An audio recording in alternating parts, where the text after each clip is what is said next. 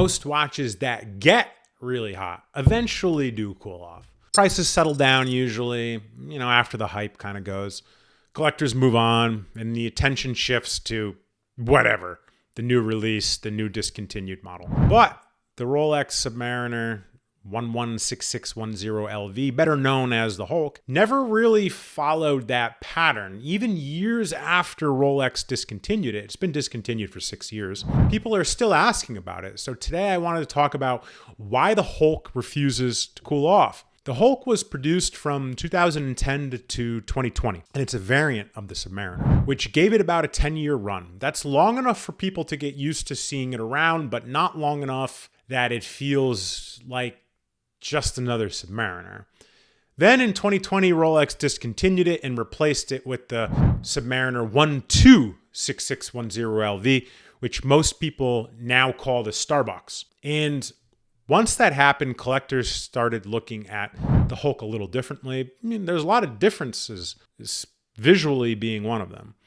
Most Rolex sports watches follow the same look: black dial, black bezel. The Hulk does beautiful green dial and several variations of the green dial. It's said that there's 4, but Rolex has confirmed 3: Mark 1, Mark 2, Mark 3, and potentially Mark 4. Nice green dial, green bezel, and the sunburst green dial changes a lot depending on the light. Sometimes it looks bright green, sometimes it looks dark, sometimes it looks almost black.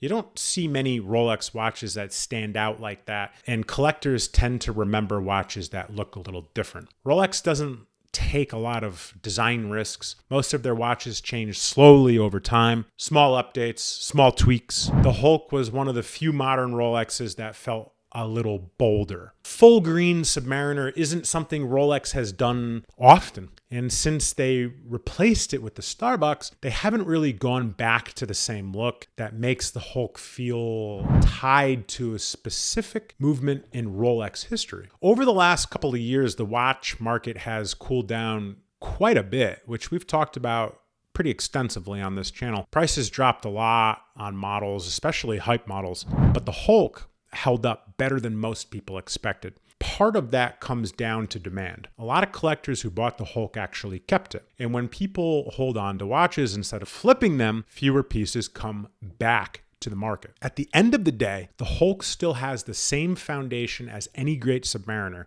It wears well, it's reliable, and the design has been proven for decades. The green dial and bezel just give it a little bit more personality, for lack of better terms. Personality that I like too. I think it's fair to say I do really like the Hulk. From the dealer's side of things, the Hulk is still one of the watches people ask about regularly. We get inquiries on the Hulk. It seems like weekly. Not because it's new, but because it feels different than most Rolex models. And when something feels different in the Rolex world, collectors tend to hold on to it. So the Hulk refuses to cool off for a few simple reasons. It looks different. It represents a specific period for Rolex. Collectors realized how special it was once it disappeared. Some of the watches grow on people over time. The Hulk is definitely one of them. Let's talk collection points on the Hulk. We've talked about this before on the channel, but if you want to collect a Hulk and you want it to really appreciate, I would highly recommend you find a Hulk in the 2020 year date, the last year it was produced, with the new NFC green card. Now, you can find them in 2020, 2021, and we recently sold the 2022 true 2022 stamped green NFC card that sat in an AD's safe for 2 years after it being discontinued. That is what you want to grab. A new card, 2020, 2021, 2022. Those are the pieces that will appreciate because the Hulk wasn't supposed to be seen with the new NFC cards because they were discontinued in 2020. However, if you pick up a 2020 old card, white and green, that will still appreciate as well, but in my humble opinion, not as well as a new card associated to the Hulk. Let's talk prices, okay? We sold the 2022 Hulk for 30 grand. The only other comparable one in the world was $35,000. The only other 2022 that we found was 35. It's a lot. It's a lot. You should be able to find a Hulk in good condition during its production run about $20,000, give or take, depending on condition. But those are my pointers when it comes to collection points and prices. I want to know what you think. Do you prefer the Hulk? Do you prefer the Starbucks? Let me know what you think in the comments below. And as always, guys, my name is Chris with Warrior Time, and I'll catch you next time.